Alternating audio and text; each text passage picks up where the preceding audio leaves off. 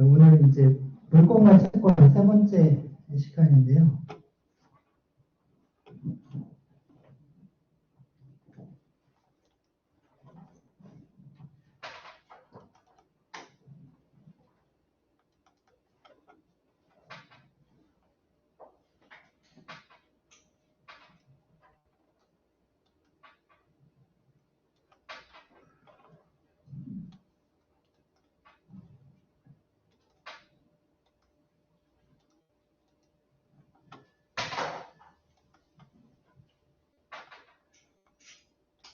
네, 지난 시간까지 물권에 대해 했으니까 이제 오늘은 채권입니다. 그래서 채권의 종류, 분류인데요. 이 채권은 먼저 가장 크게 나누는 방법이 약정 채권과 법정 채권을 나누는 방법이 있고요. 이 약정 채권과 법정 채권은 이 민법전의 편성 자체가 이 체계로 되어 있습니다. 그래서 약정 채권, 법정 채권 이렇게 나눌 수 있고요. 그다음에 채권의 목적에 따라서 특정물 채권이니 종류 채권, 금전 채권, 선택 채권, 이자 채권 이런 식으로 분류하는 방법이 있고요. 그리고 지명 채권, 지시 채권, 무기명 채권 이런 개수 분류하는 방법들이 있습니다. 네, 우리 보통 이제 채권이라고 하면 이렇게 권리를 말하는데요. 권리를 말하는데 우리가 보통 일상적으로 쓰는 말 중에 또 이런 채권이 있거든요. 안녕하세요. 네, 이런 채권이 있습니다. 이런 채권. 권자가 다르잖아요. 그리고 국채니 사채니 하는 그런 채권 할 때, 이 채권은 보통 이제 채권 증서를 말해요. 채권이라는 권리가 붙어 있는 사채에 된다고 하는 권리가 붙어 있는 그런 증서, 그러니까 종이 쪽지죠. 종이 쪽지. 채권이라고 합니다. 채권이 있고요. 네, 이렇게 보시면은 일일이 어떻게 쓰기도 그렇고 해서 법제처 홈페이지 그냥 찍어왔는데요. 보시면 이게 이제 우리가 민법을 찾아보시면 민법이 하도 커서 그런가 굉장히 이제 뜨는데 오래 걸리는데 여기 제 1편이 총칙, 2편이 물권, 3편이 채권인데 3편 채권이 1장이 총칙, 2장이 계약, 그죠? 2장 여기 계약, 3장이 사무관리, 4장이 부당이득, 5장이 불법행위. 이제 5개의 장으로 되어 있어요. 그런데 여기서 이 계약 있죠? 계약에 의해서 발생하는 채권, 계약에 의해서 발생하는 채권이 약정 채권입니다. 계약에 의해서 발생하니까 약정 채권. 그래서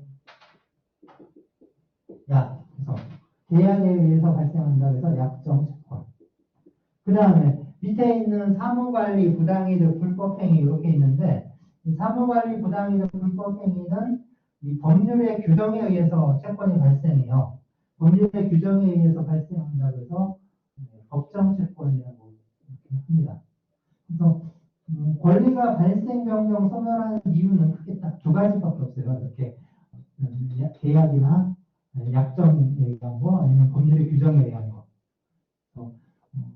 전에 제가 이거 설명드릴 때 이 권리를 발생 명령 소멸시키는 거는 결국에 그 원인은 의사다라고 말씀을 드렸었거든요. 의사가 권리를 발생시키기도 하고 권리를 변화시키기도 하고 권리를 소멸시키기도 한다는데 이 의사는 개인의 의사가 있고 다른 한편으로는 공동체의 의사가 있다라고 했거든요. 그래서 개인의 의사는 결국에 이런 계약이라든가 단독행위 같은 법률행위, 개인의 의사로 구성되는 거는 계약, 법률행위 이런 것들이고, 그리고 공동체의 의사가 구체화되는 게 그게 법이라고 있어. 그래서 개인의 의사에 의해서 이런 계약 같은 법률행위에 의해서 발생, 변경, 소멸하는 그런 권리들, 약정이라고 있고요. 그래서 이 계약에 의해서 발생하는 채권, 약정 채권, 그다음에 법률의 규정에 의해서 발생하는 채권, 법정 채권 이렇게 되는 거죠. 그래서 우리 이렇게 계약이 있죠. 그래서 채권은 결국 계약에 대해서 그리고 법정 채권으로 사무관리, 부당이득, 불법행위 뭐 이렇게 규정을 하고 있습니다.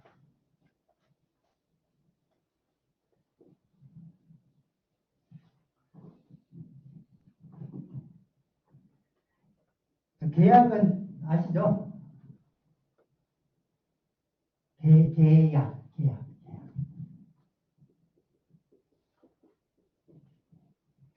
계약은 반드시 2명 이상의 당사자가 필요해요. 둘 이상의 당사자가 필요해요. 둘 이상. 즉, 혼자서는 계약할 수 없습니다. 그래서 둘 이상의 당사자가 반드시 필요합니다. 2명 이상의 당사자의 그러니까 서로 그러니까 개인의 의사라고 했잖아요. 2명 이상의 당사자의 의사의 합치에 의해서 발생합니다. 다른 말로는 뭐 합의죠, 합의. 그래서 2명 이상 당사자의 합의에 의해서 성립하는 게 계약이에요. 실제로 계약의 본질은 이 합의거든요.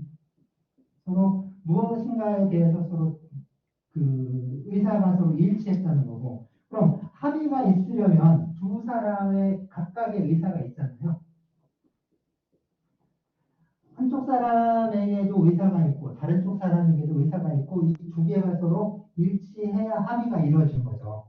그러면 이 두 개의 의사 반드시 그럼 2명 이상의 당사자니까 2개 이상의 의사가 존재해야 되는데 이 의사는 시간의 순서로 봤을 때 먼저 성립한 의사를 그런 의사 표시를 청약이라고 하고요.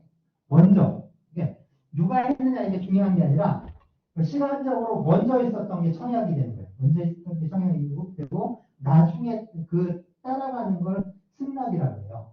그래서 다른 말로 하면 청약과 승낙이 일치해야 계약이 성립하게 됩니다.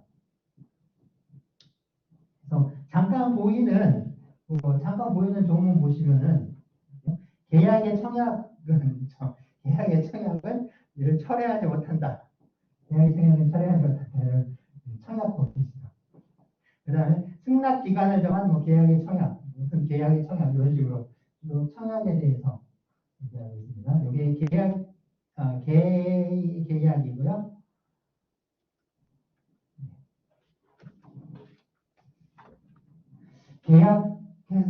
계약의 그 역사적인 그 얘기들 옛날 그러니까 이제 그리스, 로마 아니면 자기 이제 유태, 이스라엘 뭐라고 해요? 히브리라고 해야 되나? 히브리? 이제 그 성경책 옛날 구약에 나오는 계약 얘기 들어가. 그 옛날 적용하면 좀 재밌어져요. 계약이라는 게 참 뭐랄까. 그때 계약은 지금 우리가 생각하는 거하고 좀 많이 다릅니다. 상당히 뭐랄까. 굉장히 종교적인 연세가 강하죠. 옛날로 갈수록 종교적인 연세가 강하죠. 그, 우리, 그러니까 요즘 사람들이 식으로 얘기하면 미신적인 색채, 그런 거. 주술적인 게 좀 있어요, 계약.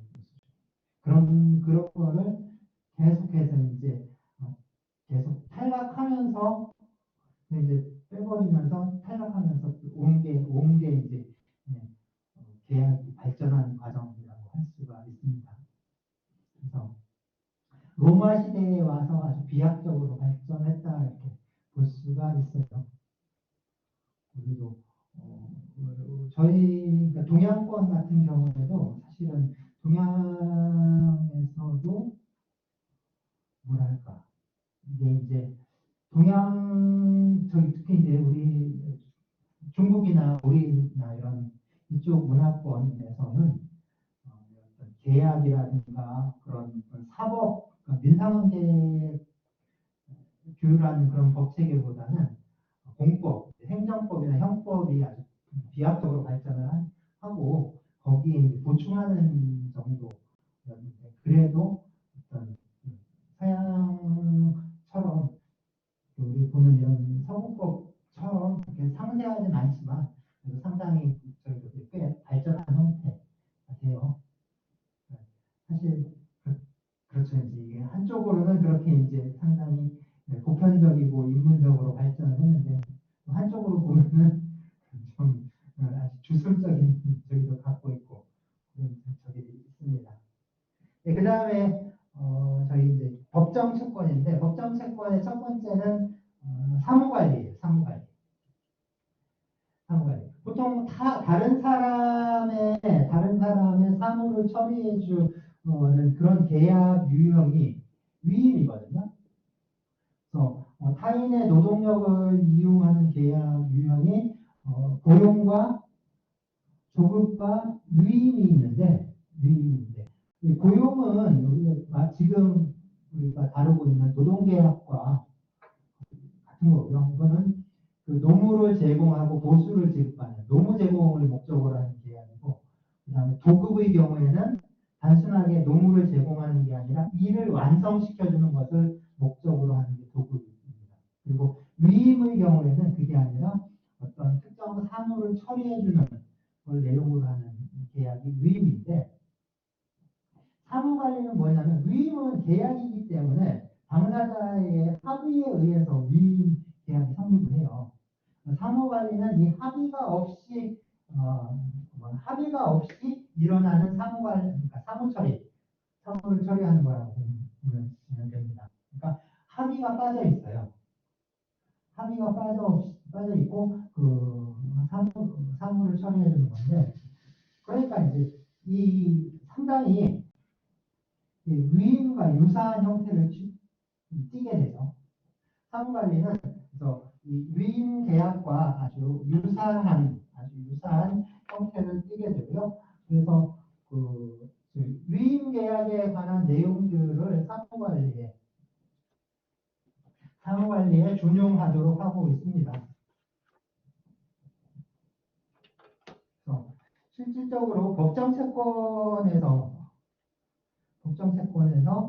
사무관리는 거의 실제 문제가 되는 건 부당이득과 불법행위인데요.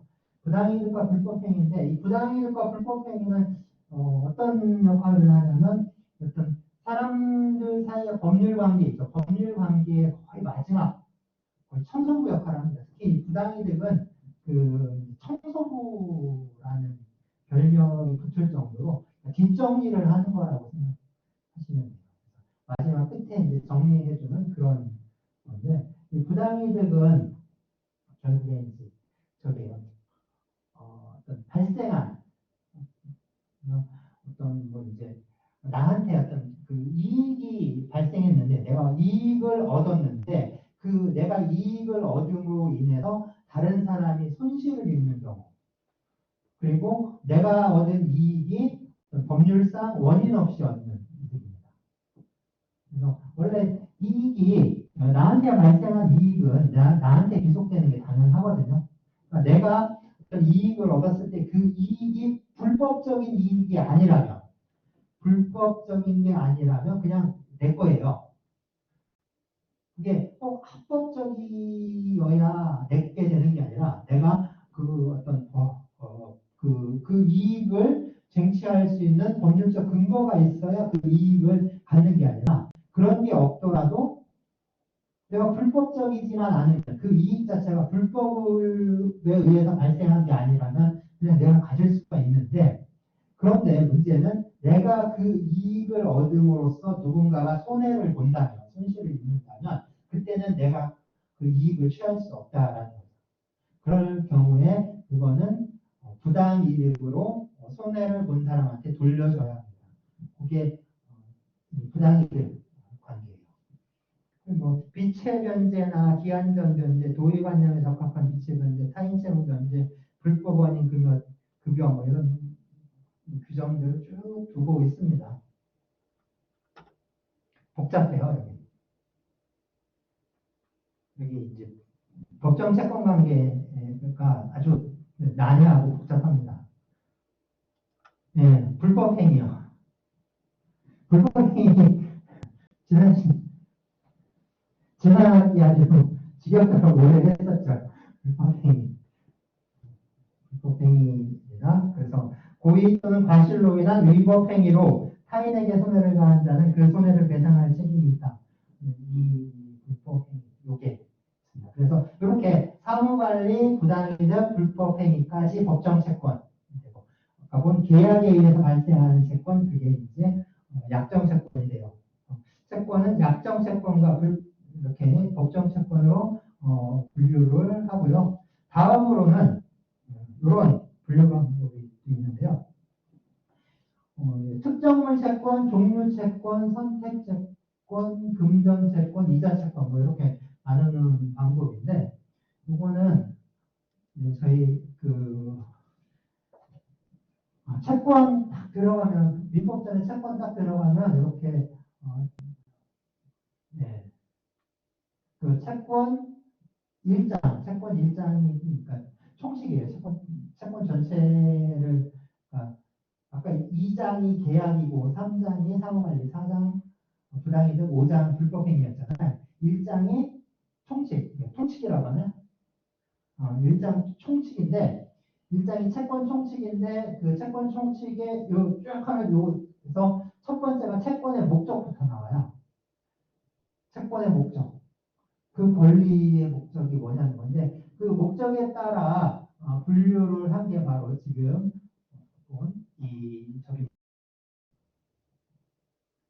요거예요. 특정물 채권, 종류 채권, 선택 채권, 금전 채권, 이자 채권 이렇게 나누는 거예요.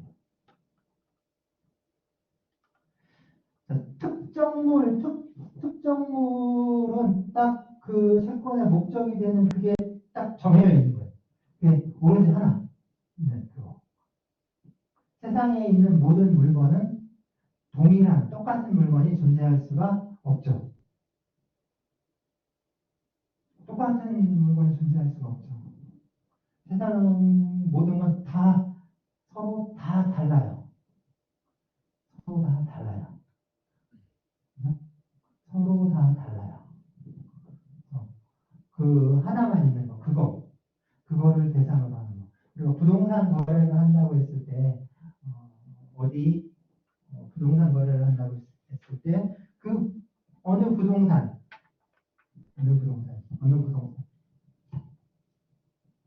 그래서 여기 신한리인가요? 신한리 몇 번지? 몇 평?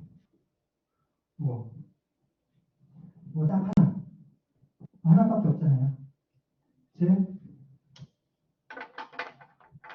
이렇게.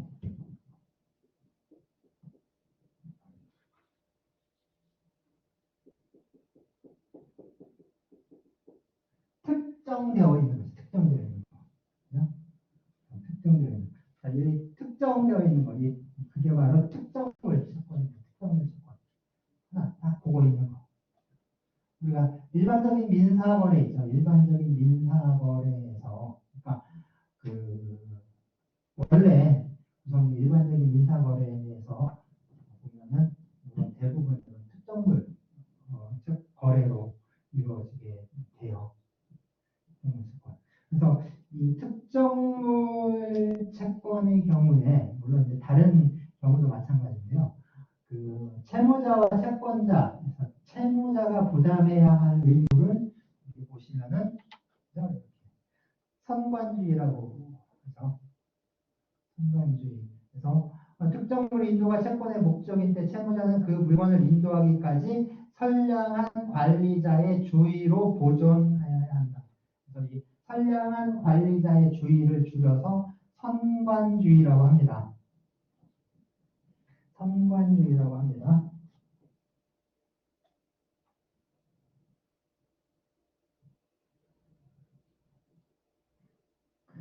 선관주의.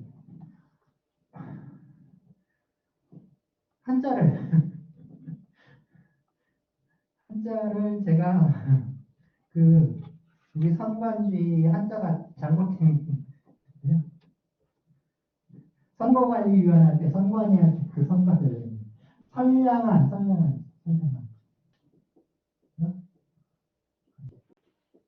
이해가 없지.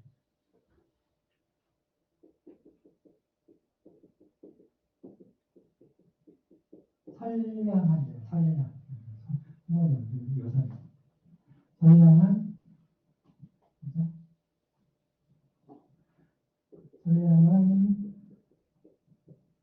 관리자. 선량한 관리자. 주의도 이짐할 때 이 주의가 아니라요. 이 주의가 아니라 주의를 기울인다. 주의를 기울인다. 주의.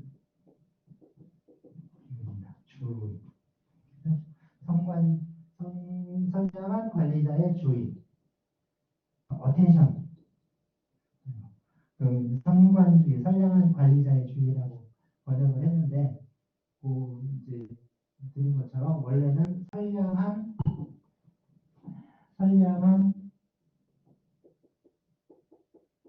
가부를 말합니다. 집안의 아버지.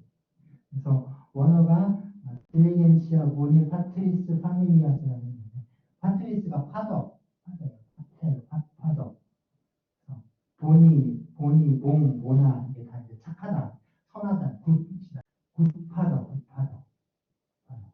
아주 이제 훌륭한 아버지가 하는 그 정도의 주의를 이제 말하는데요. 이게 이제 로마 시대 로마법이나 아니면 프랑스법은 이제 선량한 선량한 아버지라는 용어를 그대로 썼는데, 이제 독일 애들은 이게 좀 쓰기가 싫었는지 그냥 거래에서 우리가 거래를 할 때 요구되는 주의 이렇게 이제 번역을 해요. 그래서 die Imperkehre erfordert der Wisch Zurückhalte. 거래에서 요구되는 주의. 하도 안 봤더니 어떻게 있는 것처럼. 자, 이 선관주의 의무는 우리가 참 의무를 이행하는데 과실이 있는지 없는지를 판단하는 기준이 됩니다. 선관주의 선량한 관리자로서 이 주의 의무를 다 했는가 안 했는가. 그래서 이 선관주의 의무를 이것에 못 미치는, 이 주의 정도에 못 미치는 경우에 바로 과실이 있다고 하는 거죠. 그래서 과실을 판단하는 지표, 기준이 된다라고 생각을 하시면 돼요. 자, 그 다음에 우리 특정물 채권 다음에 종류 채권인데요. 종류 채권은 어떤 하나에 정해져 있는 게 아니라 그 물건이 갖고 있는, 그러니까 종류물이라고 하는데 어떤 물건이 갖고 있는 품질이라든가 성상이라든가 이런 것들을 기준으로 하는 거예요. 그래서 예를 들어서 경김이 500g, 500g이면 500kg 이런 식으로. 그래서 이제 그 물건의 종류에 따라서 이렇게 거래하는 건데요. 이 종류물이나 이 종류 채권 있죠. 종류 채권의 경우에는 반드시 그 종류 채권을 그러니까 종류물을 거래할 때, 종류 채권의 경우에는 채무자가 이행을 할 때요. 그 이행을 해야 하는 것을 골라내야죠. 예컨대 이제 쌀 500가마를 거래하기로 했다면 창고에 500가마만 있으면 그 500가마를 그대로 주면 되는데 창고에 한 5,000가마가 있어요. 그러면 500가마를 골라서 줘야죠. 즉 선택을 하는 문제가 발생하죠. 이행할 걸 선택을 해야죠. 특정, 다른 말은 이행할 걸 특정을 해야 돼, 특정을. 딱 그걸 정하고 그걸 줘야 되니까. 그러면 이 특정을 하게 되면 그때부터는 이제 특정물이 되는 거죠. 특정물이 되는 거죠. 그 옛날 뭐라 하지? 입도 선배라고 아시죠? 입도 선배. 그 수학 하기 전에 그냥 다 사버리는 거. 요즘은 그렇게 그런 얘기를 안 하는데 밭대기라고 하는 밭대기. 아예 그냥 미리 통째로 다 이렇게 하는 그 이제 농산물 가격이 이제 들쑥날쑥 하고 그러니까 미리 아예 그냥 파종을 할 때 그거는 상인이 다 사버리는 거죠. 통상 우리가 이제 뭐 고냉지 배추를 거래한다라고 그거 일종의 종류물 거래라고 볼 수가 있는데 그렇게 밭대기를 하는 건 종류물일까요? 특성물일까요?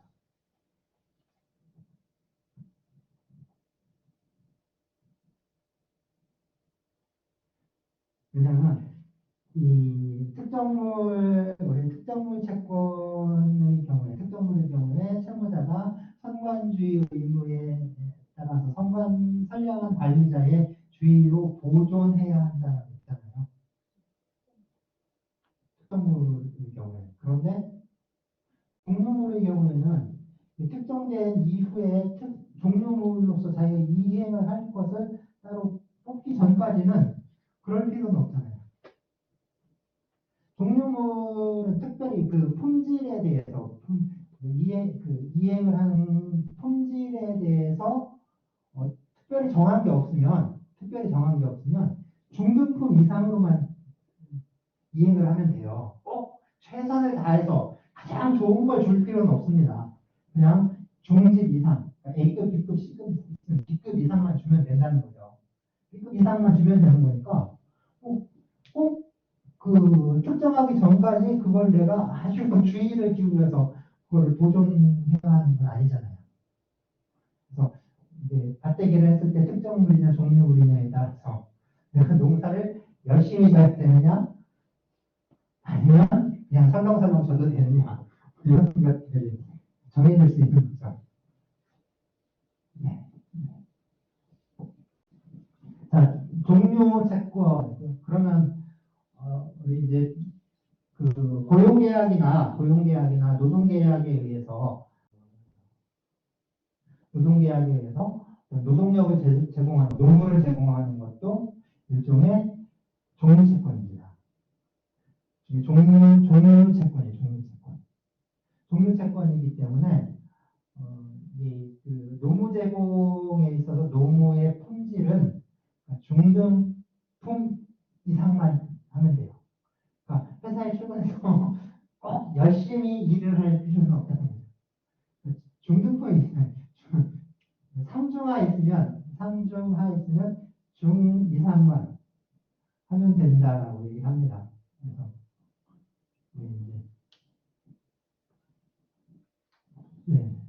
이제 네. 충실 의무라든가 노무 제공 의무라든가 이런 걸 노무 제공 의무를 다 했는지 그다음에 노동계약상 노동자의 의무로서 성실 의무 또는 충실 의무를 제대로 이행했는지 그런 것들을 판단하기 위해서는 요 기준에 의해서 판단을 하게 됩니다. 예, 그다음에 뭐 있죠? 금전채권 저기대로 가야 되는데 금전채권은 이제 돈입니다. 돈. 그래서 그 채권의 목적이 이제 돈으로 지급하는 게 금전채권이에요. 금전채권. 그다음에 외환채권이라고 있는데 외환채권은 그 금전채권의 좀 특수한 형태인 거죠. 그리고 이자가 붙습니다. 이자채권은 이자가 붙어요. 이자는 이게 보통 가장 일반적인 규정입니다. 그래서 이자의 경우에 다른 법률 규정이나 아니면 당사자의 약정이 없으면 5%가 기본 이율이에요. 5%가 기본 이율입니다. 그리고 이 5% 기본 이율로 하고 그다음에 소송 촉진 특례법인가요? 소송 촉진 특례법에 정하고 있는 게 지금 16%가 그럴걸요? 원래 20%였다가 16%로. 그래서 뭐냐면 소소가 이게 16%가 아마 결과가 판결이 확정되고 나서 그리고 완납할 때까지 16%가 적용될 겁니다. 일반적으로. 그리고 그 전에는 이제 따로 정하지 않았으면 5%가 적용됩니다. 금전 채권인 경우 돈을 지급하는 채권이 금전을 지급하는 그런 채권이라면 그것을 이행하지 않은 채무자에 대해서 이자를 붙이는데 이자가 붙을 때 이자에 대해서 약정을 하지 않았으면 5% 가고요.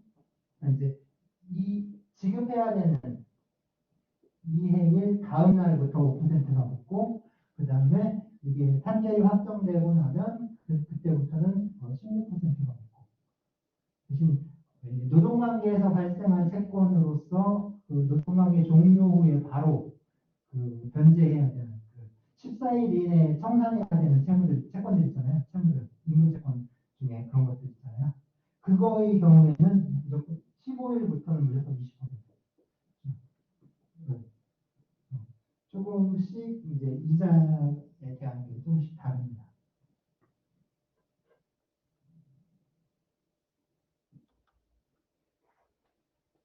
선택채권은 종류물은 같은 종류가 쭉 여러 개 있을 때 그 중에 하나를 선택하는 거였잖아요. 그 중에 하나를 고르는 거였죠. 그래서 똑같은 벼 가마가 쭉 있는데 이 중에 하나를 골라서 이행을 하는 거였어요. 근데 선택채권은 두 개가 완전히 서로 다릅니다. 선택채권은 완전히 두 개가 이제 서로 다른 것 중에 하나를 고르는 거거든요. 그래서 이거는 뭐 이제 예를 들어서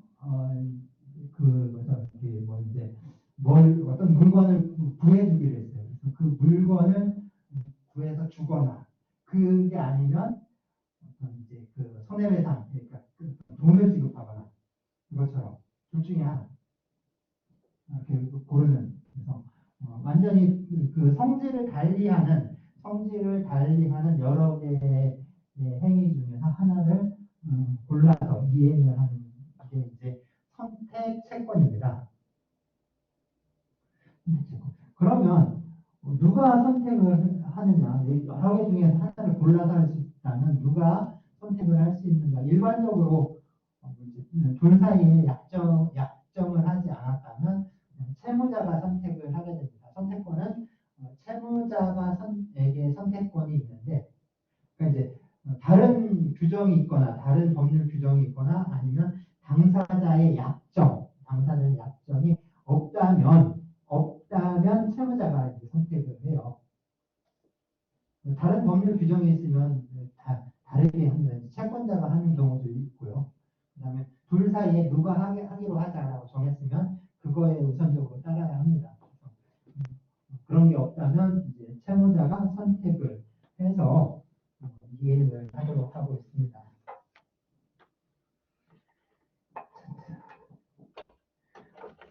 많이 이렇게 쭉 적어놨죠.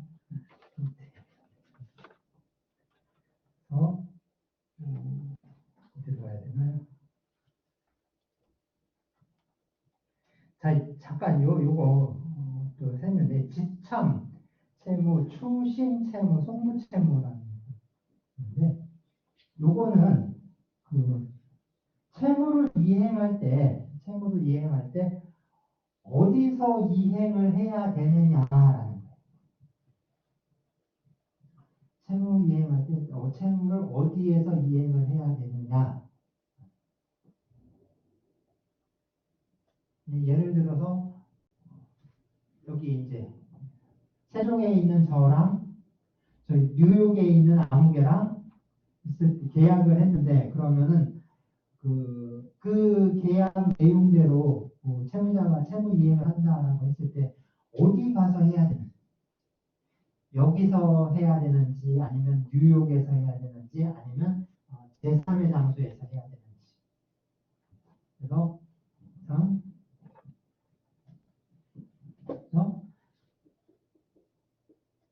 채권자가 있고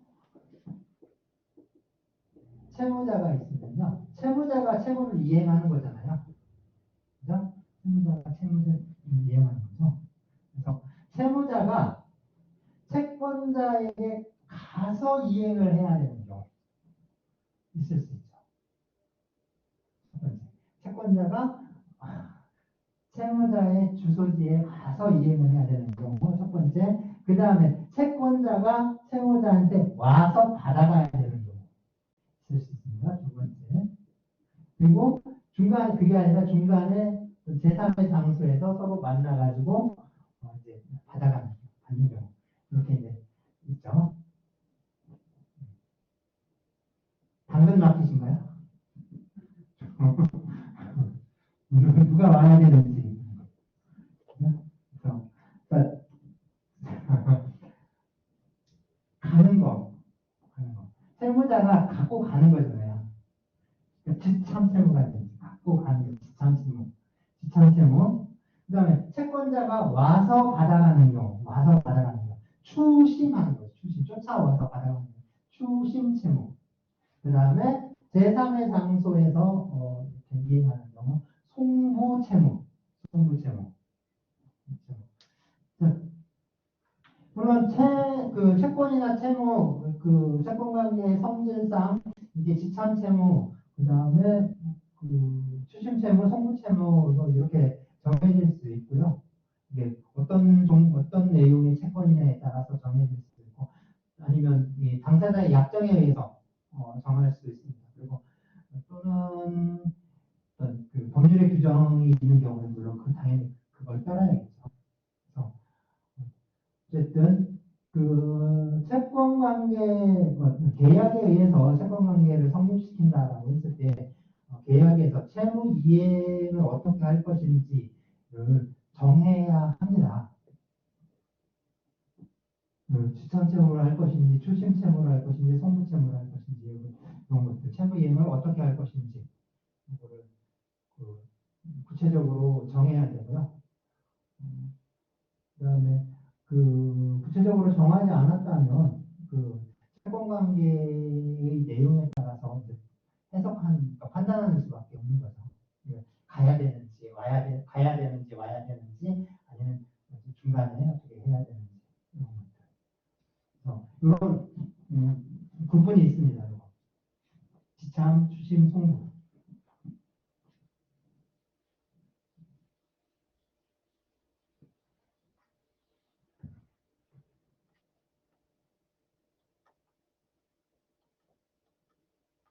네. 그 다음에 이게 지명채권, 지시채권, 노기명채권인데요. 지명채권, 지시채권, 노기명채권. 그래서 이 지시채권과 무기명채권을 합쳐서 이 증권적 채권이라고도 해요. 증권적 채권이라고도 합니다. 이 지명채권은요. 지명채권은 우리 일반적인 민사채권들은 대부분 지명채권입니다. 뭐냐면 채권자가 정해져 있는 거예요. 채권자가 누군지 이렇게 채권자가 정해져 있는 게 지명채권입니다. 일반적인 민사채권들은 지명채권입니다. 그러니까 우리가 이제 알아둬야 될 게 채권은 양도할 수가 있거든요. 그래서 이 재산권은 당연히 양도할 수 있습니다. 다른 사람에게 처분할 수가 있는데요. 재산권은 양도할 수가 있습니다. 재산권은 양도할 수가 있는데, 그러니까 이제 채권도 양도할 수가 있는 거죠. 그럼 채권 양도를 어떤 방식으로 할 것이냐가 또 문제가 되거든요. 채권 양도 방식과 관련해서 이 지명채권의 경우에는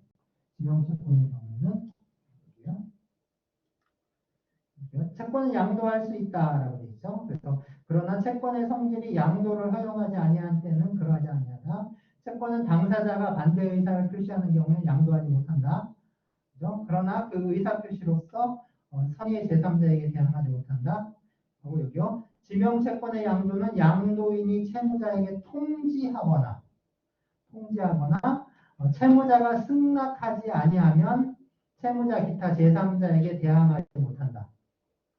전항의 통지나 승낙은 확정 일자 있는 증서에 의하지 않으면 채무자 이외에 제3자에게 대항하지 못한다. 뭐 이런 식으로 규정을 하고 있는데 지명채권, 일반적인 민사채권의 경우에는 반드시 그 양도인이니까 누구겠어요?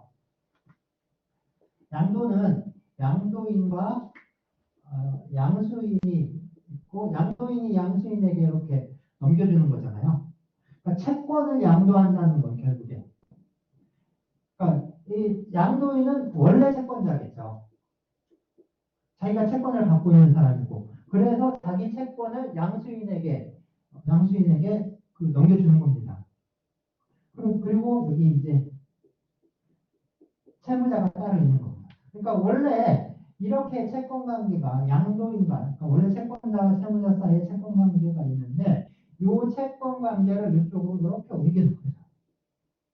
이쪽으로 이렇게 옮기는 거죠. 결국에. 그래서 이 사람은 채권을 상실하게 되고, 권리가 소멸한 이 사람이 새롭게 채권을 취득하게 되는 거죠. 양도가 일어나면.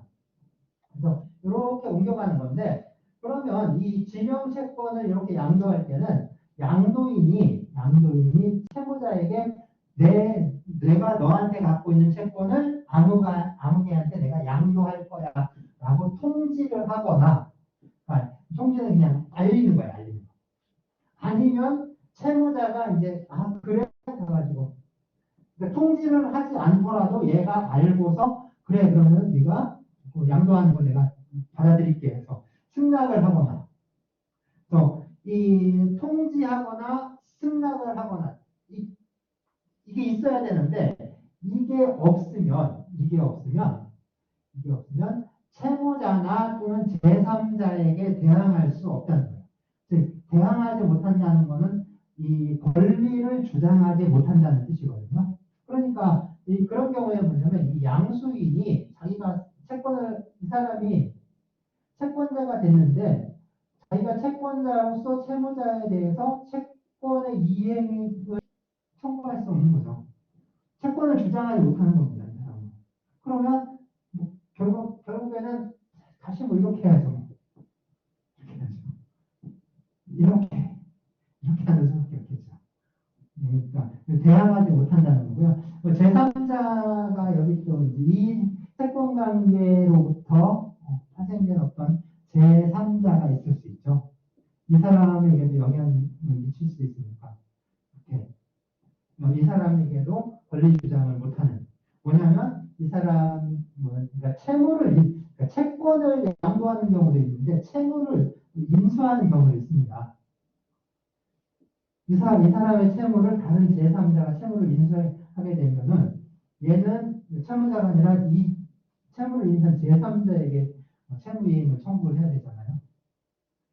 이런 관계들이 생겨날 수가 있으니까요. 그래서 반드시 지명채권의 경우에는 채무자에 대한 통지 또는 채무자의 승낙이 있어야 됩니다. 그러니까 채무자의 경우에는 누가 채권자인지 알 수 있다는 거죠. 이 사람이 이렇게 양도했으면 얘가 새로운 채권자구나라는 걸 알 수가 있는 거죠. 이렇게 이제 채권 관계를 파악을 할 수가 있는데요. 자, 이건 이제 지시채권입니다. 지시채권.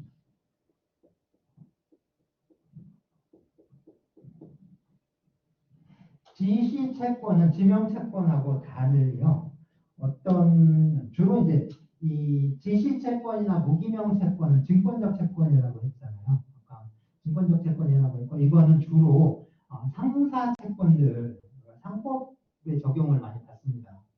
대부분 상거래 관계에서 이런 그 지시채권이나 무기명 채권들이 많이 이제 등장을 하는데, 그리고 거기에 대한 법률 적용도 이제 상법의 적용들을 많이 받아요.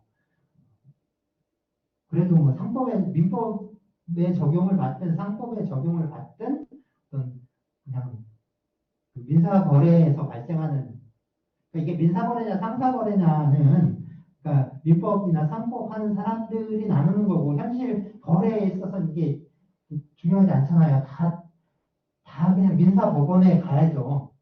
문제가 생기면 그 상사법원이 따로 있는 게 아니잖아요. 민사법원에서 처리하는 문제들이니까 이건 그 현실 거래에서는 이게 상법의 적용을 받는지 민법의 적용을 받는지는 크게 중요한 게 아닙니다.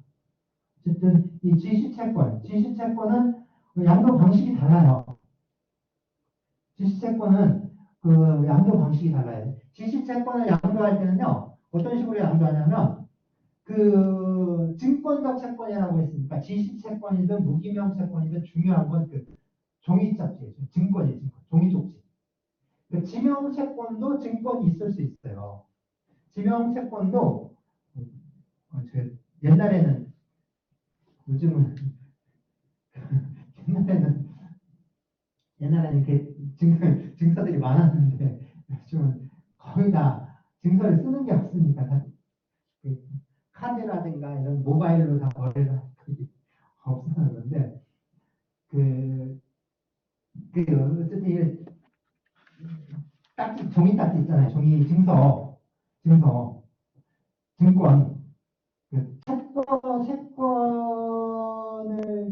채권의 내용이 기재된 증서, 증권이라고 하고 증서라고 하잖아요. 이 채권 증서, 이게 지명 채권도 증서가 있을 수 있고, 그 다음에 지시 채권, 무기명 채권도 증서가 있습니다. 근데 지명 채권은 증서가 중요하지 않아요. 이건 단지 지명 채권에서의 증서는 그냥 하나의 증명. 그러니까 채권을 증명하는, 채권의 한 증거로서의 역할을 하는 거예요.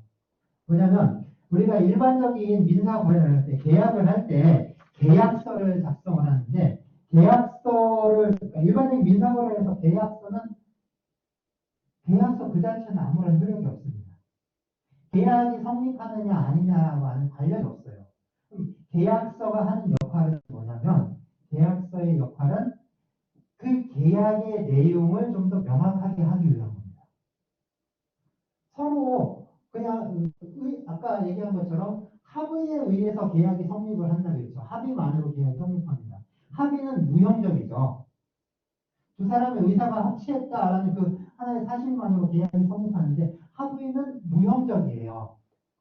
나중에 문제가 됐을 때 합의가 있었다는 사실을 곧바로 증명할 방법이 없잖아요. 합의의 내용이 뭔지 이게 나중에 서로 다툼이 발생하면 그걸 먼저 뭐랄까, 내가 이렇게 들었다라는 것을 증명할 방법, 이런 것들, 결국에는 이 증서를 즉 계약서를 쓰는 이유, 이런 채권 증서를 작성하는 목적은 두 가지입니다. 하나는 어떤 관계나 내용을 명확하게 하기 위해서. 두 번째는 그래서 그걸 증거로 쓰기 위해서. 증거로. 즉, 법원에서 나중에 재판을 할 때 그것을 증거로 사용하기 위한 목적에 사용하는 겁니다. 그러니까 그 증서 자체는 이 계약의 성립이라든가 채권 관계 그 자체에는 영향을 끼치지 않아요. 증서 없어도 돈 받을 수 있어요. 즉, 친구한테 돈을 빌려줬어요. 차용증을 꼭 써야 되느냐? 아니요. 차용증 없어도 돈 받을 수 있어요. 돈 거래할 때, 없어도 된다고요. 이게 이제 지명채권에서의 역할인데, 증권적 채권에서는 아닙니다. 증권적 채권은 증권 자체와 채권이 함께 가요. 증권이 없으면 채권을 행사할 수가 없어요. 증권을 통해서 아까 뭐 얘기한 채권 증서를 통해서만 권리를 주장할 수 있는 거죠. 그래서 그럼 지시채권은 뭐냐면 채권을 양도할 때 배서라는 걸 해야 돼요. 배서. 배서.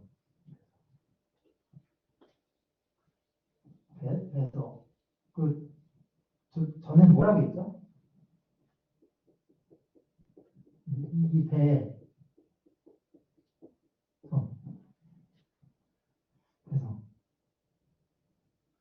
이렇게 수표 같은 데다가 이렇게 쓰는 거 뭐라고 하냐? 자기합수표 줄 때 하라고 하잖아요. 뭐.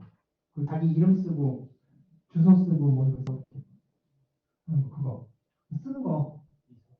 이서. 이게 이서. 배서입니다. 배서입니다. 그래서 배서를 해야 돼. 그래서 배서하는 방식은 보시면은 증서 또는 보충지, 증서 또는 보충지는 그걸 이제 보충하는 종이죠. 종이종지. 증서 보충지에 뜻을 기재하고 배서인이 서명 또는 기명 날인 다 이렇게 되어 있죠. 그래서 뭐 저를 쓰고 거기다가 이제 서명하고 도장 찍고 이름 쓰고 이렇게 이제 도장 찍고 이렇게 하는 겁니다. 그리고 반드시 이렇게 배서를 하고 그 증서를 넘겨줘야지 채권이 양도가 돼요. 지시채권. 그러니까 지시채권은 배서가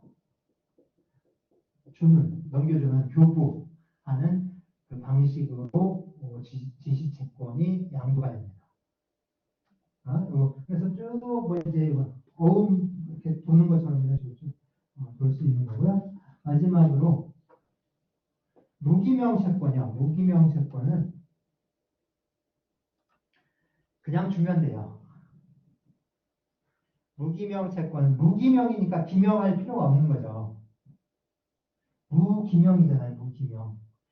지시채권은 아까 지시채권 배서할 때 그러니까 서명 날인이나 기명 날인 해야 된다 했죠. 기명 날인 이름을 써야 된다고 했는데 무기명이니까 이거는 기명을 안 하는 거죠. 이름을 안 써도 된다는 거예요. 그래서 그냥 이거는 양도인이 양수인에게 증서를 주면 그냥 채권이 양도되는 거예요. 그래서 이 지명채권은 그러니까 내가 채무자로서 지명채권은 누가 채권자인지 파악이 됩니다. 지시채권이나 무기명채권은 파악이 안 되는 거죠. 그 증권이 돌아다니는 거잖아요. 증권이 돌아다니는 거니까 그게 파악이 안 되고 결과적으로 언제 들어올지 모르는 상태인 거죠. 언제 들어올지. 그게 이제 사실은 이제 상거래라는 측면에서 본다면 이게 상당히 거래의 신속성이라든가 이런 것들을 도모할 수 있거든요. 빨리빨리 할 수 되는 거죠.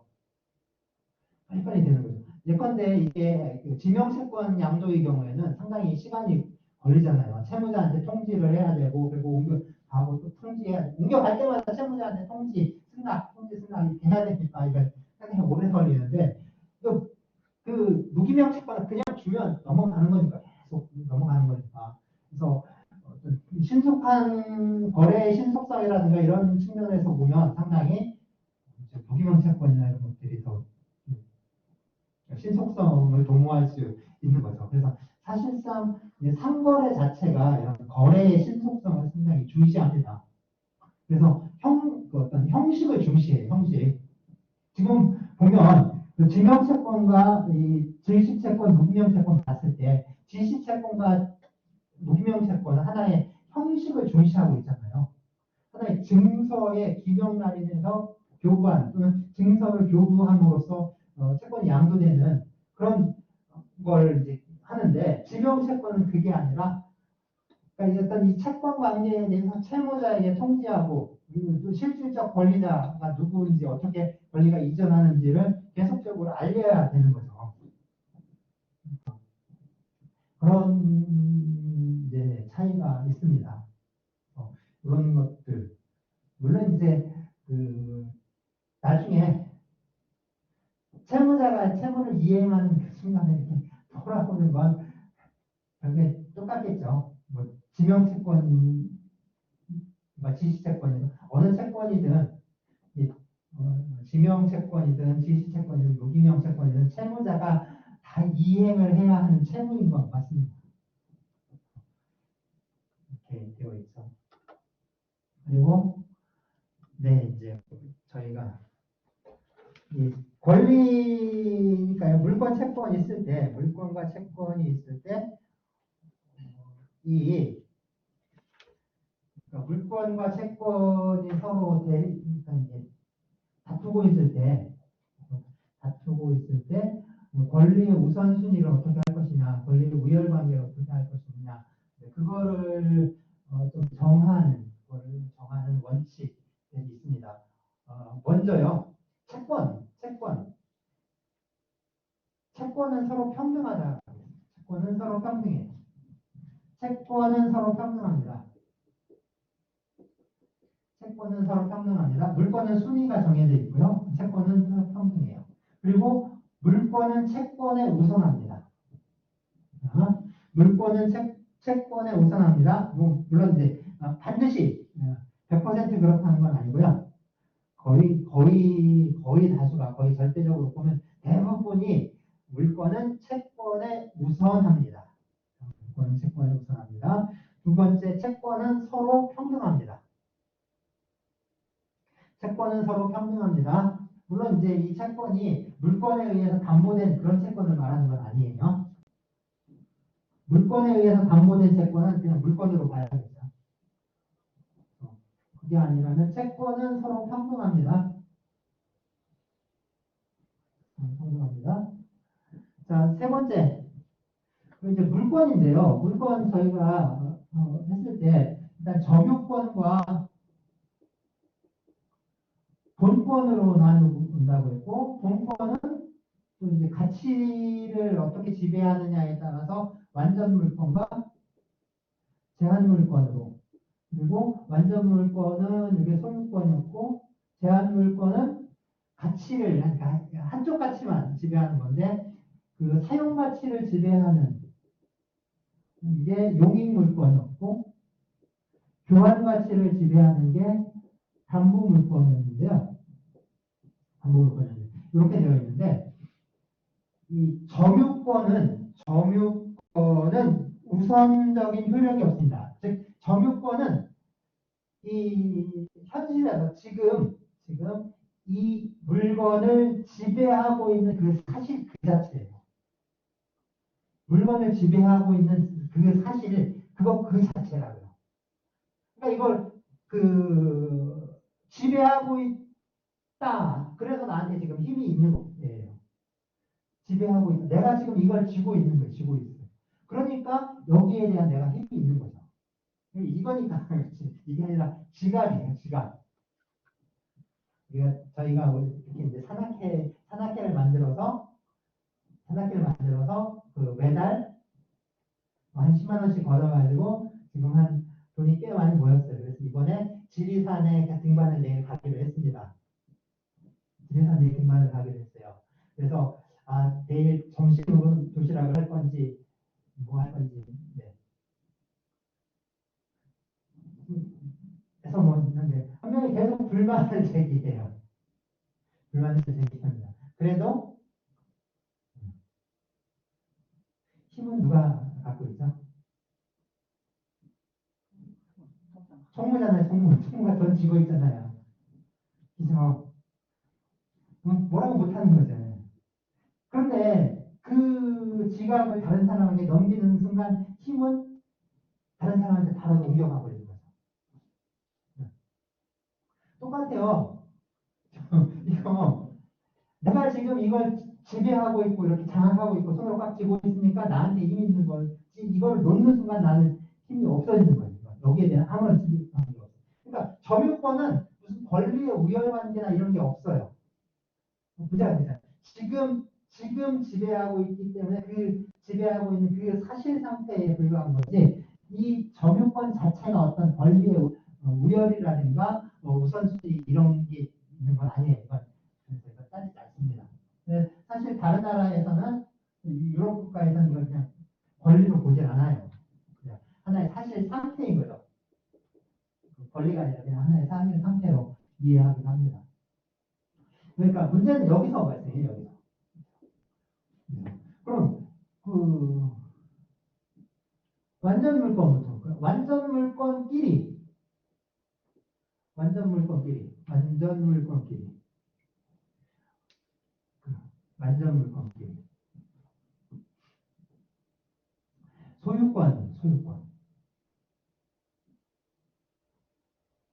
소유권이 서로 두 개의 소유권이 서로 충돌할 때, 두 개의 소유권이 서로 충돌할 때 있을 수 있나요?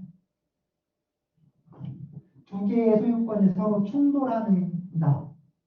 그럼 두 개의 소유권 중에 어느 게 우선하는가?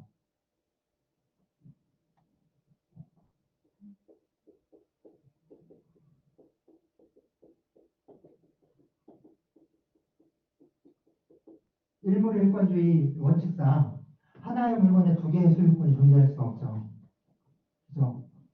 하나의 물건에 두 개의 소유권이 존재할 수 없습니다. 통상은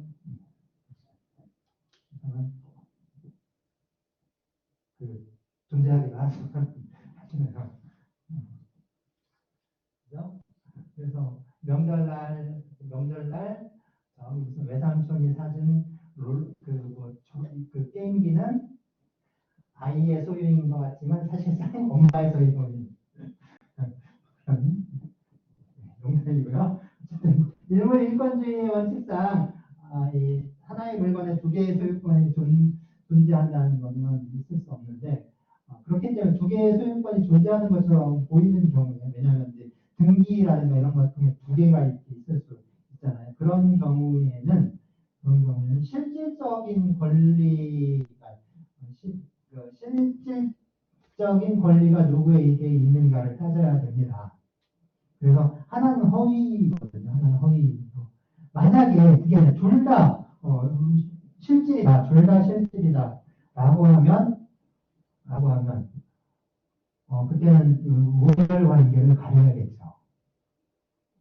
이제 시간에 따릅니다.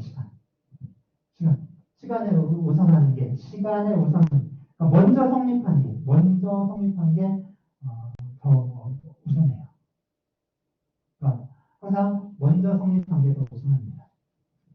그 다음에 우리 이제 완전 물건과 제한 물건 완전 물건과 제한 물건 뭐가 더 우선하느냐, 뭐가 더 힘이 센가? 완전 물건과 제한 물건. 지상권과 소유권 어느 게 더 셀까요? 이제 관념적으로 우리가 이제 머릿속으로 생각하면 당연히 소유권이 더 세겠죠. 이제 더 그게 포괄적이고 더 항구적인 권리, 배타적인 권리니까. 그런데 하나의 물건의 소유권과 지상권이 같이 있다라고 했을 때 하나의 물건에 그러니까 부동산이에요. 왜냐하면 용익 물건 자체는 이게 다 부동산에 관한 권리입니다. 동산이 아니라 동산에는 용익 물건이 설정되지 않아요. 부동산에 관한 건데 지상권, 지역권, 전유권. 그러니까 지상권과 소유권이 하나의 부동산의 지상권과 그러니까 토지에 하나의 토지에 소유권과 지상권이 서로 대립을 한다. 이때는 지상권이 우선해요.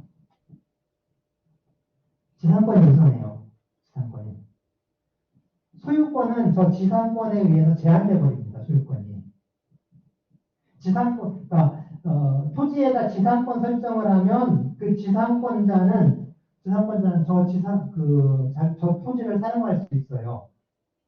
왜냐하면 이 토지 위에 토지 외에 주택이나 건물이나 공작물을 설치해서 이 설치된 공작물을 소유하기 위해서 지상권을 설정하잖아요. 그러니까 이 이 지상권에 의해서 이 토지를 사용할 수 있는 거죠. 그러니까 이 지상권이 설정된 만큼 소유권자는 자기 토지이지만 자기 소유이지만 그 소유권이 제한을 받을 수밖에 없습니다. 그러니까 사실 지상권, 지역권 뭐 이런 전세권이 있지만 현실에서는 사용되는 예가 드물 수밖에 없는 게 저것 때문에 그래요. 물론 저런 지상권 그리고 지상권의 존속 기간도 상당히 길거든요. 그래서 그 실제 거래 현실에서 보면은 지상권을 설정하기보다는 일종의 임대차 계약을 하는 경우가 많죠. 대부분 지상권들의 경우에는 어떤 옛날부터 관습적으로 내려왔던 거나 아니면은 법정 지상권이라고 토지와 건물이 원래는 같은 주인에게 있다가 따로따로 팔리는 거예요. 경매에 들어갔는데 이제 토지와 건물이 따로따로 경매가 돼가지고 이제 다른 저희가 될 수 있거든요. 그럴 때는 여기 그냥 이 토지 소유자가 지상권을 설정해주지 않더라도 그 지상권이 설정돼 버립니다. 그러니까 법률의 규정에 의해서 지상권이 설정되는 그런 경우이거든요. 그러니까 아주 옛날부터 뭐 집안 사람들끼리 막 왔다 갔다 첫 동네에서 막 살다 보면은 땅 임자하고 그 위에 집인 임자하고 서로 달라지는 경우도 있는데 그런 경우라든가 아니면 법정 지상권의 경우가 아니면 일부러 지상권을 설정해주는 소유자는 없다는 거예요. 이게 그러니까 내 땅에 건물을 짓는다고? 왜? 내 땅에 한 10년 동안 뭐 공작물을 설치해서 좀 쓰겠다. 아니면 건물을 짓는다 하더라도 대부분 임시 뭐라고 하죠 그거? 판넬로 짓는 거 있잖아요. 가건물처럼 된 거 그거. 뭐 조립식이나 뭐 이런 거 언제든지 치울 수 있는 거 그런 거나 좀 해주지. 저기다가 자기 땅에다 기둥 박아가지고 콘크리트 붓고 이런 거 세우는 걸 허락해주는 사람은 없죠. 아니면 다른 내용의 계약을 하지 않는 이상 그런 데가 없잖아요. 그래서 실제로 이 용익물권 자체가 현실에서 활용되는 정도가 계속해서 떨어질 수밖에 없는 겁니다. 소유권을 제한하기 때문에 그런 거죠. 그리고 그러니까 이제 완전 물권과 제한 물권이 서로 이렇게 충돌하는 경우에 제한 물권이 우선을 하게 된다는 거예요. 제한 물권이 우선을 하게 됩니다. 우선을 해요. 그럼 제한 물권 사이에는요. 제한 물권 사이에. 그리고 이제 아까는 소유권 내 소유권이었는데 소유권 이전 가등기의 경우 있죠. 그러니까 저는 이제 등기부 등본했을 때 표제부 갑구란 을구란 했을 때 갑구란에 이제 소유권에 관한 거, 을구란에 소유권 이외의 사항이 이렇게 기록된다고 했는데 이 소유권이 충돌한 완전물권 소유권이 충돌하는 문제 아니는 게 아니라 소유권 그러니까 이 건물을 이유는 여러 가지. 실제로 건물을 계약할 수 있어요. 건물이나 부동산을 계약을 할 수 있어요. 팔기로 매매 계약을 했는데 중도금 지급에서 잔금 지급 기간이 좀 오래 걸리는 경우가 있거든요. 그러면 미리 그러니까 그 사람이 다른 사람에게 또 이중 매매를 할 수가 있잖아요. 이중 매매를 할 수가 있죠. 근데 이중 매매 자체가 무효가 되지는 않잖아요.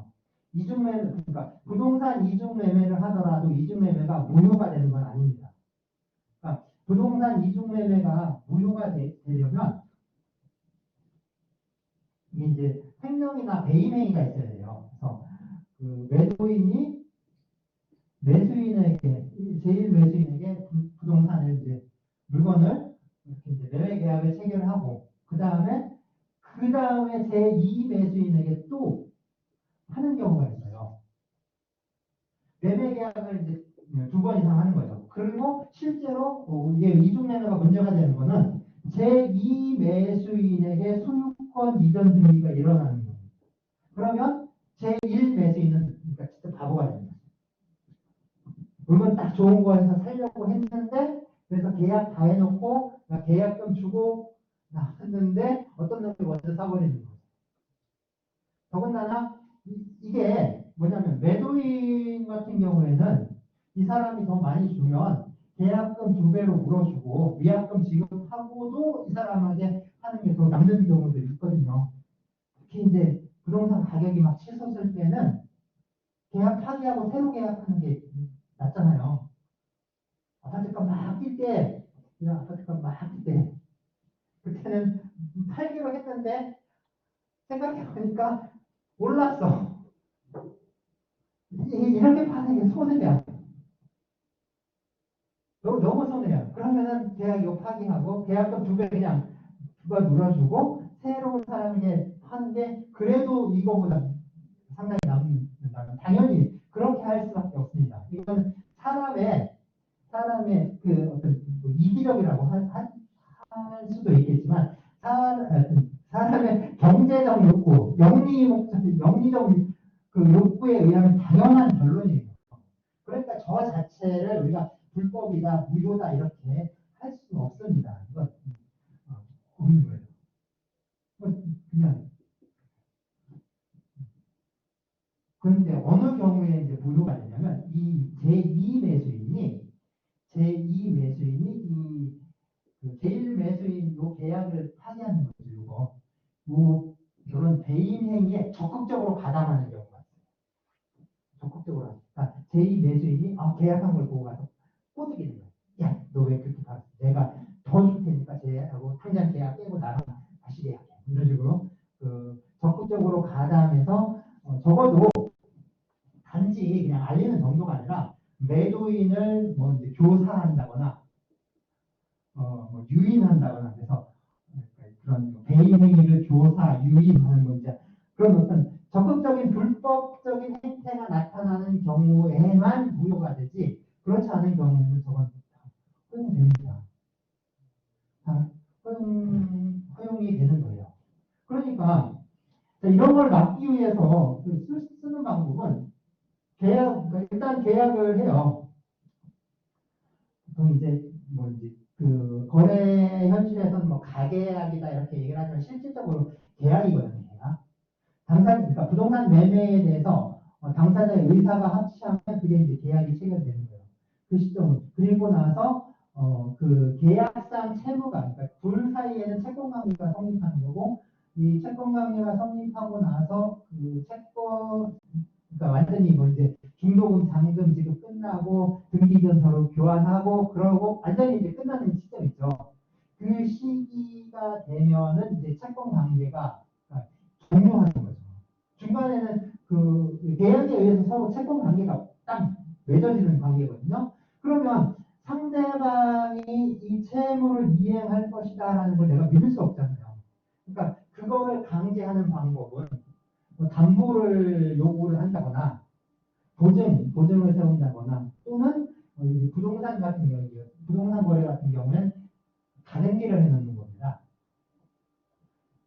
매매 계약을 했으니까 이제 소유권 이전 가등기를 해요. 가등기를. 근데 가등기도 여러 개가 올라오는 거죠. 얘랑도 가등기하고 또 얘랑도 하고 가등기 목적이 또 꼭 소유권 이전 매매 계약을 해서 내가 소유권 이전 받겠다라는 그런 목적의 가등기만 있는 게 아니라 그 내가 쟤한테 갖고 있는 채권을 담보하기 위해서 가등기를 해요. 돈을 빌려줬는데 이 친구가 돈을 갚을지 안 갚을지 또는 뭐 이제 불안하니까 근데 뭐 저당권 설정하기도 그렇고 그러니까 귀찮으니까 그냥 이거 그래 그럼 네 아파트에다가 그 가등기 하나 딱 설정해 놓자.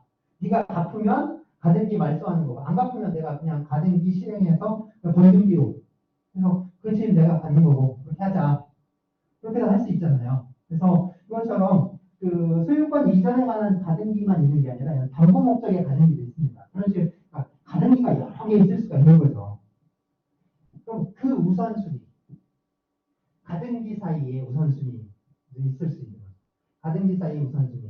그리고 이런 그 제한 물건 사이의 우선순위. 그러니까 물건 상호 간의 우선순위를 어떻게 정할 것이냐 하는 문제인데 원칙은 그거예요. 시간에 따라서 언제 성립했느냐를 기준으로 우선순위를 정합니다. 그리고 마지막으로 이제 채권이라고 하더라도 물권과 이런 물건들과 대등한 효력을 갖는 채권들이 있어요. 아니면 또 이제 물권에 우선하는 채권도 있습니다. 그런 경우에 이런 물권과 대등한 효력을 갖는 채권도 이 물권과 서로 대등한 거니까 우선순위를 정해야겠죠. 그러니까 역시 이것도 이제 시간에 의해서 정해집니다. 언제 성립했는지 시간에 따라서 정해지게 돼요. 물권과 대등한 또는 이제 물권에 우선하는 효력을 가진 채권, 대표적인 게 임차권이잖아요. 그러니까 주택임차권, 상가임차권 이런 거, 임금차권도 있는데, 그래서 그 주택이나 상가 임대차 할 때 확정일자를 갖죠. 그 확정일자 받는 게 바로 그 날짜예요, 날짜. 권리 날짜.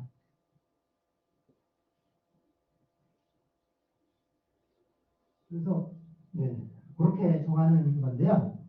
자, 권리의 순위에 대해서 이제 한번 이렇게 맨 위에 있는 거는 로마법의 원칙입니다. 로마법의 원칙입니다. 영어로는 제가 fast in time, strong in light라고 했는데 이 프리오르 에스트 템포레, 템포레가 시간이거든, 타임.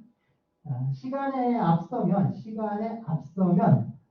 포르티오르 에스트 유레에서 권리에 강하다. 시간에 앞서면 권리에서 강하다. 시간에 앞서면 권리에서 강하다. 상당히 좀 추상적이죠. 그러면 이제 밑에 있는 거는 게르만법이거든요.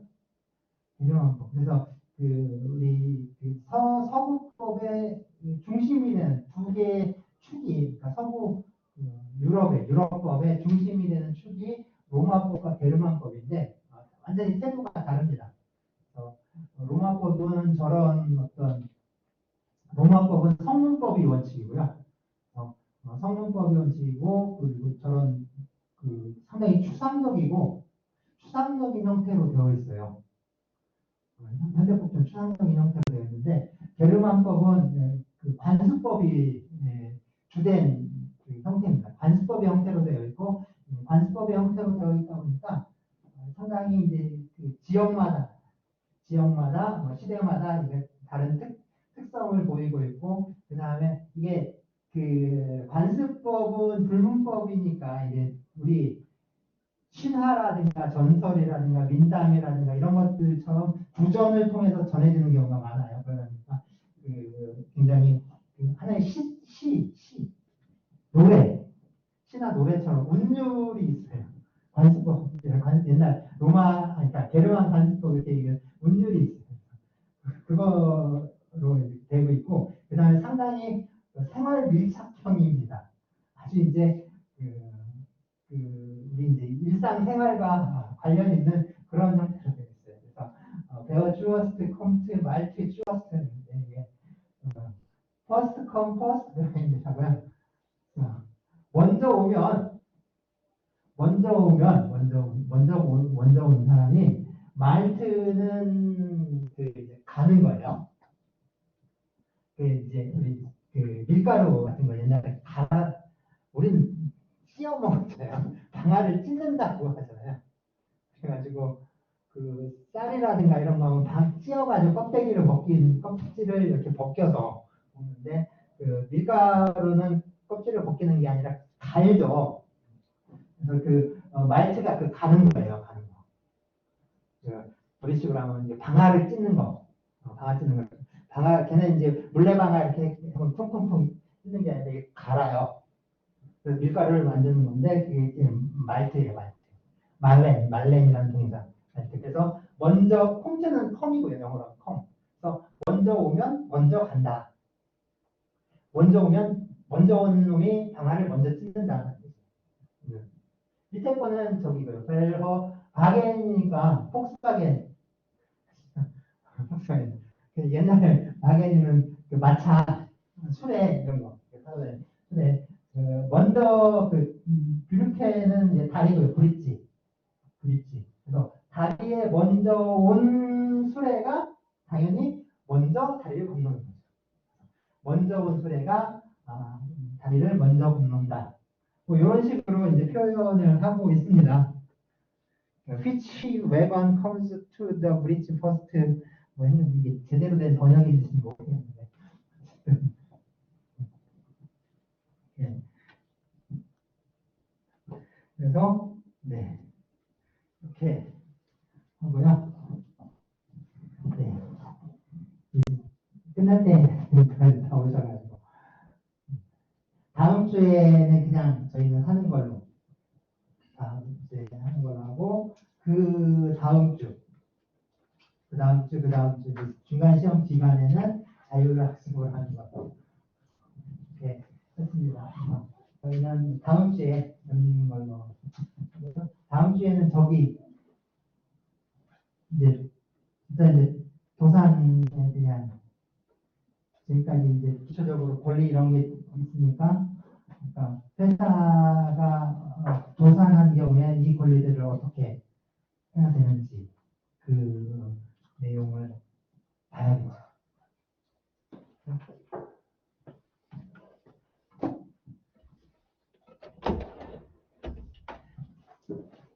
네, 다음 주에 뵙겠습니다. 고맙습니다. 네.